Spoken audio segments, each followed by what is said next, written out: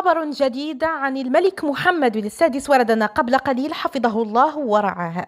إليكم التفاصيل الجديدة التي وردتنا الآن عن ملكنا الغالي محمد السادس.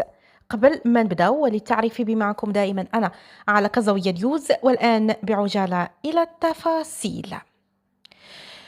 في تفاصيل هذه الأخبار الجديدة والتي وردتنا الآن، كتشهد مدينة تطوان وحتى النواحي خلال الساعات القليلة الماضية وحتى دابا حالة من الاستنفار والترتيبات اللوجستيكية اللي مكثفة تزامنا مع الأنباء اللي كتقول أن قرب حلول الملك محمد السادس بالمنطقة، حيث لوحظ تعزيزات أمنية مهمة ومتنوعة باش يأمنوا المسارات وحتى المواقع الحيوية، أيضا بالموازاة مع مباشرة السلطات المحلية لعملية تزيين واسعة كتشمل رفع الأعلام الوطنية بجل الشوارع الرئيسية وتزيينها بالرايات المغربية وحتى الساحات الكبرى للمدينة والمدارات.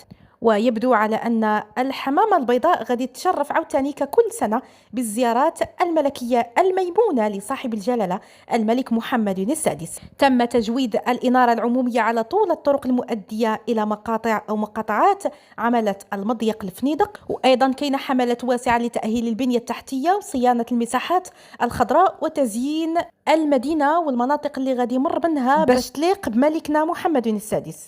وارتباطا بذات السياق كتعيش مدن الشريط الساحلي ولا سيما بالضبط مدينة المضيق على إيقاع ترقب بهيج لكون جلالته قد اعتاد قضاء فترات العطلة ديالو الصيفية بإقاماته الملكية الشاطئية المتواجدة بالضبط بالمضيق. كانت هذه آخر الأخبار التي وردتنا عن الملك محمد السادس. سنوافيكم بآخر المستجدات الإخبارية الهامة فور علمنا بها. شكرا لكم متابعينا الكرام على حسن المتابعة، دمتم في رعاية الله وحفظه، إلى اللقاء والسلام عليكم ورحمة الله تعالى وبركاته.